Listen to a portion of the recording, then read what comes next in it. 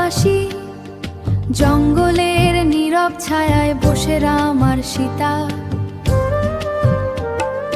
শান্ত দিনের মাঝে হঠাৎ এলো এক অদ্ভুত কথা, দূরে সোনার হরিণ ডাকে মায়ার মতো আলো। সীতা বলে ওটা চাই যে হাসে রামের ভালো। রাম গেল সেই পথ ধরে জঙ্গলের গভীরে, কে জানতো এই পশবেদ আসবে ধীরে। শোনা গেল রামের ডাক, লক্ষণ গেল খুঁজতে তখন রেখা টেনে ক্ষণে। ছদ্মবেশে এলো রাবণ ভয়ঙ্কর তার ছল, সীতাকে সে ছিনিয়ে নিয়ে উড়লো আকাশ তল। ওহ জটায়ু বীর জটায়ু, আকাশে দিলে ডানা মেলে, একলা হয়েও দাগিয়ে গেলে অন্যায়ের বিরুদ্ধে খেল।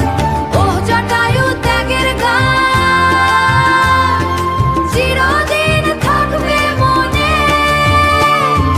সাহস যার হৃদয় ভরা সেই বাঁচে যুগে যুগে, চিৎকার করে সীতা তখন ফেলে যায় সে চিহ্ন।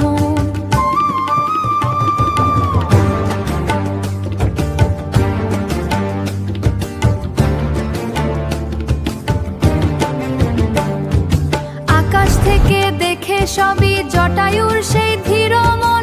থামো রাবণ বলে উঠে দিলেন তিনি চ্যালেঞ্জ।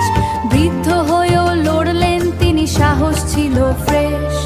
কিন্তু শেষে রাবণের ঘায়ে ভেঙে গেল ডানা, মাটির বুকে পড়ে রইল বীরের শেষ ঠিকানা।